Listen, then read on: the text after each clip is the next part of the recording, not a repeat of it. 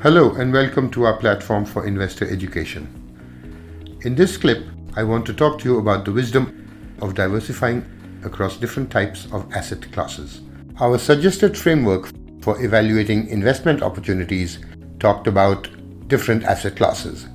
These were short-term fixed deposits, longer-term bonds, metals, real estate, and stocks/mutual funds. So what are these mutual funds that are so aggressively advertised nowadays? They are simply money pooled from different individuals and used to buy securities in different asset classes. For example, an equity mutual fund is required to invest at least 65% of those funds in listed common stocks. The stocks themselves are picked by a professionally trained investment manager. When you choose a fund, you can also choose sectors of the economy such as banking or IT. Others, such as liquid funds, invest in a number of short-term fixed deposits directly. In other words, rather than picking the individual stock or fixed deposit by yourself, you let a professional make that decision, for which you pay him or her a management fee. You can also reduce that fee by purchasing lower-cost index mutual funds to merely mimic the stock market. The appeal of mutual funds that are relentlessly marketed to all of us in India and in other parts of the world is that they offer instant diversification. What is this diversification? It simply is that you don't put all your eggs in one basket.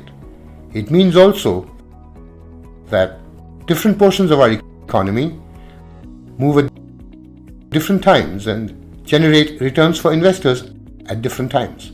For example, when the economy is slow, consumers are still going to need food and medical supplies, and so those companies and their stocks are going to be decent places to be invested in.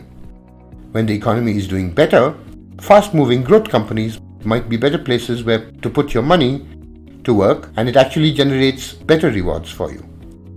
Diversification as a tool to help investors has become so common that it is now taken for granted and appears in all our prescribed textbooks. It can also be somewhat mechanical. Witness the amount of money pouring into systematic investment plans, SIPs, in recent years. SIPs call for choosing a mutual fund and committing a fixed amount of money, as little as 500 rupees a month, on a regular basis into it.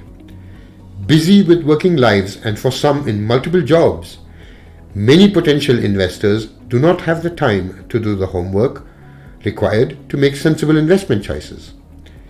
By buying mutual funds, you're simply outsourcing the decision. But there are still some decisions you have to make. Which funds, which managers, which asset classes, how much risk are you comfortable with?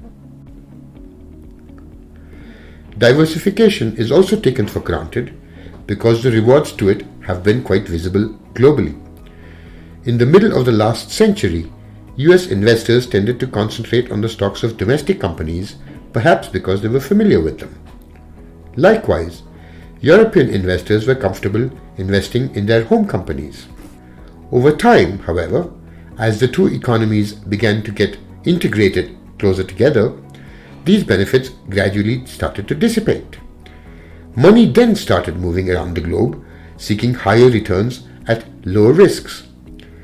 What were once heralded as the BRICS, Brazil, Russia, India, and China, have now become relatively comfortable locations for globally inclined investors.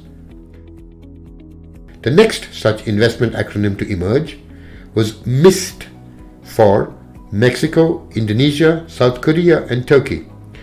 The quest for further diversification enticed investors to part with their money to invest partially at least in those locations. That seems to have lost its luster in recent years. Still later than MIST, frontier markets were the rage. Africa, Mongolia. I feel like asking South Sudan, anyone? The attached chart from MSCI Morgan Stanley Capital International compares annual rates of returns from different types of investments. The comparison is between the BRICS, between emerging market stocks, and from an all-country world index. You can see from the chart that the heyday of the BRICS was in the early 2000s. See how it compares with the All World Index. You can also see that the returns are quite volatile from year to year. It may seem by now that attractive investment opportunities often become less so as money gets drawn towards them. So the obvious question to ask is whether continuing to pay for the offer of diversification is worth it. In other words, how well have these mutual funds performed? Most mutual funds specify benchmarks against which their performance can be compared. As an example, for India, suppose a mutual fund has the Nifty as its benchmark and the Nifty earns a return of 15% in a particular year. If the mutual fund has earned more than that 15%, it can claim to have beaten its benchmark and usually often does. What they do not mention is how the fund's risk compares with that of the benchmark. Is it more, less, or about the same? If it is more, perhaps because of the stocks the manager picked, should that risk not be factored into that performance? One could always console oneself by saying that the difference from the benchmark of 2 to 3% is not important when one's funds are earning 12 and 13%. But all it takes is for the extra risk exposure of the fund manager to rear its ugly head, and suddenly performance can become quite dismal. By this accounting, adjusting for risk, mutual fund managers have not delivered to their clients globally. So why compensate them then in terms of paying them a management fee? Why not simply invest in the Nifty directly if you can? This is passive investing at its best. The attached chart shows you that investors in the West are increasingly putting their money in unmanaged funds of this sort.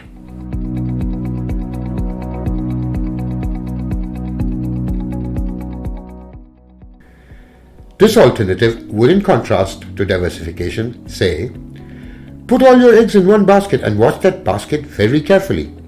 In other words, do not be diversified, be concentrated.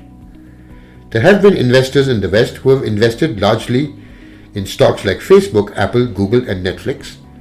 There have also been investors in India who have put big chunks of their wealth into long-term stocks like ITC, Hindustan Lever, and HDFC. This latter approach of being concentrated requires more effort and diligence on the part of the investor. He or she has to become quite familiar with the few companies in that portfolio and continue to remain familiar with them as part of their investing strategy. My preference and what I have advocated all of these years is that for investors starting out, the recommendation is to be a long-term, somewhat passive investor, invested in mutual funds, invested in exchange-traded funds, and asset classes of that sort.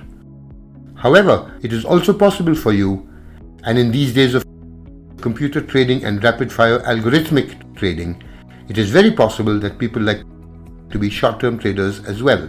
There could be traders with a very technical bent, which is looking at charts and graphs of how prices move in order to make trading decisions, or it could be looking at financial statements and annual reports of companies, what is sometimes known as the fundamental approach into trying to make better investment calls as well. So remember, there is no one-size approach to investing. Do what works for you, but by all means, be an egghead. Think about what you're investing in, do your homework, and make your decisions wisely. Thank you.